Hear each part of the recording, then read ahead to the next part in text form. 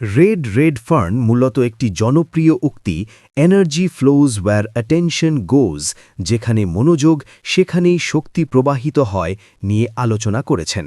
তিনি এই নীতিটির গুরুত্ব এবং কিভাবে এটিকে ব্যক্তিগত ও ব্যবসায়িক সাফল্যে ব্যবহার করা যায় তা ব্যাখ্যা করেছেন। আলোচনার মূল বিষয়বস্তু নিচে তুলে ধরা হল। ১. মূল নীতি ও গুরুত্ব। রেড ফার্ন জানান যে এই উক্তিটি আমাদের সিইও অ্যাশ মাফারায়ের খুবই প্রিয় এবং টনি রবিন্স, এরিক ওয়ায়ারের মতো সফল ব্যক্তিরাও এটি ব্যবহার করেন। তিনি বলেন, উদ্যোক্তা এবং ব্যবসা উভয়ের জন্যই এটি একটি শক্তিশালী নীতি, কারণ এটি কাজ ও লক্ষ্য পূরণে মনোযোগ দিতে সাহায্য করে। ২. নীতির ব্যাখ্যা। এই উক্তিটির অর্থ হল, আপনি আপনার মানসিক ও আবেগিক শক্তিকে কোনো একটি নির্দিষ্ট লক্ষ্য, সমস্যা বা ব্যক্তির প্রতি কেন্দ্রীভূত করলে তা বহু গুণে বৃদ্ধি পায় এবং আপনার জীবনের আরও বেশি অংশ দখল করে নেয়।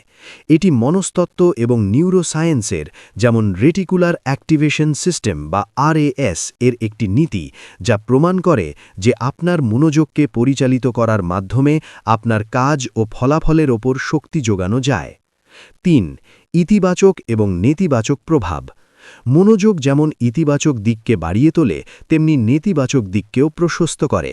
বক্তা সতর্ক করেন যে মনোযোগ অবশ্যই ইতিবাচক দিকে পরিচালিত হওয়া উচিত, কারণ সমস্যা বা নেতিবাচকতার ওপর মনোযোগ দিলে তা আপনাকে নিঃশেষ করে দেয় এবং সমস্যাগুলি আরও বড় মনে হয়।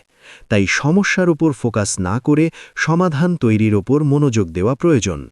ইতিবাচকভাবে সমাধানের দিকে মনোনিবেশ করলে সফল হওয়ার সম্ভাবনা অনেক বেড়ে যায়। ৪. মোমেন্টাম তৈরি।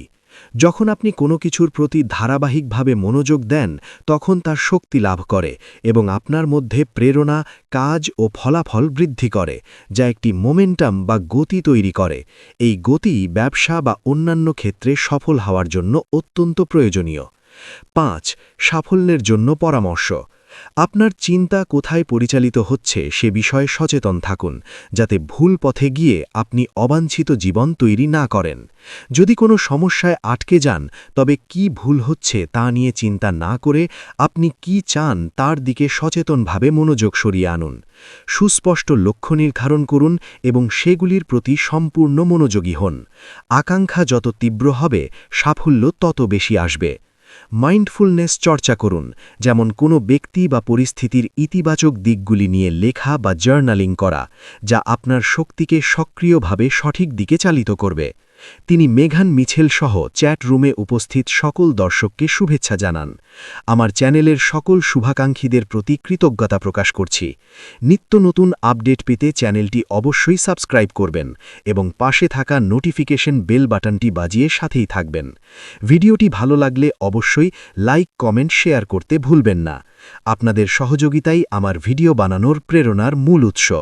আজ এই পর্যন্ত, দেখা হবে পরবর্তী একটা নতুন ভিডিওতে। সকলকে ধন্যবাদ।